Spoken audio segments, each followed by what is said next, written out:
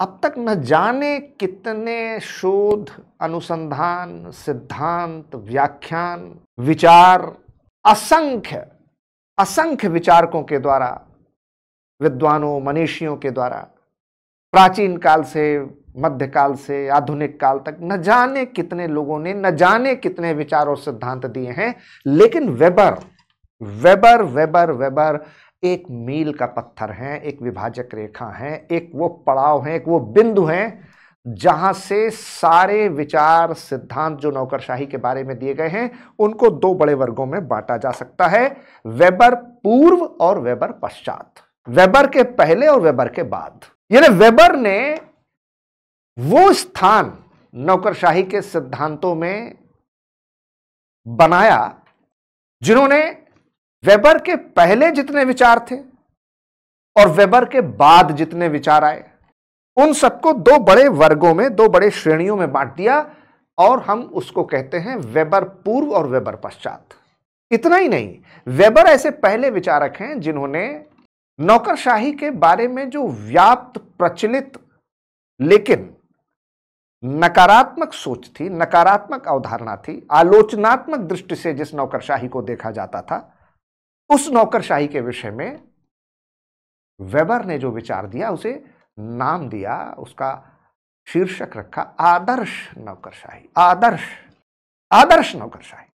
उन्होंने नौकरशाही के विषय में जो व्याप्त नकारात्मक, आलोचनात्मक विवरण थे, व्यवस्थाएं थीं, विचार थे, अवधारणाएं थीं, सिद्धांत थे, उनको एक बहुत ही सकारात्मक, संगठित और युक्त विधियोचित स्वरूप देने का प्रयास किया। दरअसल वेबर का जन्म प्रशा में हुआ, प्रशा जो आज का जर्मनी कहलाता है, और उन दिनों जर्मनी बहुत सारे राजनीतिक, आर्थिक उतार चढ़ाव के दौर से गुजर रहा था। जर्मनी में बहुत अस्थिरता थी, सामाजिक आर्थिक विषमताएं थीं, उथल पुथल मची हुई थी, पूरे देश में अराजकता और टूट का माहौल था। ऐसे में जर्मनी में एक विराट महापुरुष का जन्म हुआ, बिस्मार्क जिनका नाम था। बिस्मार्क जिन्हें कहा जाता है, उन्होंने अपनी लौह भुजाओं से जर्मनी का शासन किया, जर्मनी का एकीकरण किया, अपने राजनीतिक परिपक्वता, कौशल, सूझबूझ, समझदारी से न सिर्फ जर्मनी को एक यूरोप की सबसे बड़ी राजनीतिक शक्ति बनाया,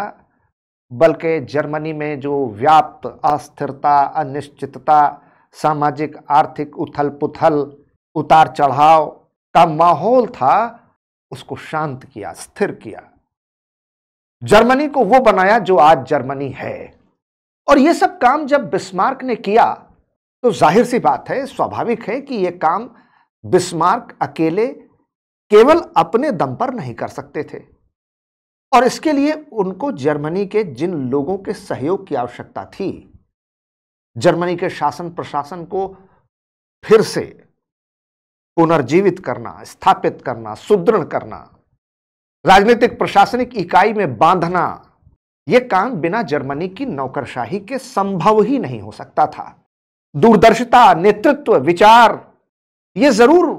बिस्मार्क का था, लेकिन उसके पीछे काम करने वाली भुजाएं,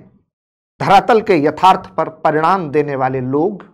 बिस्मार्क के सोच, चिंतन, विचार को क्रियान्वित करने में जिनकी बड़ी महत्वपूर्ण भूमिका थी, वो जर्मनी की नौकरशाही की थी, जिसने जर्मनी का पूरा रूपांतरण कर दिया, कायांतरण कर दिया। और जब ये सब हो रहा था,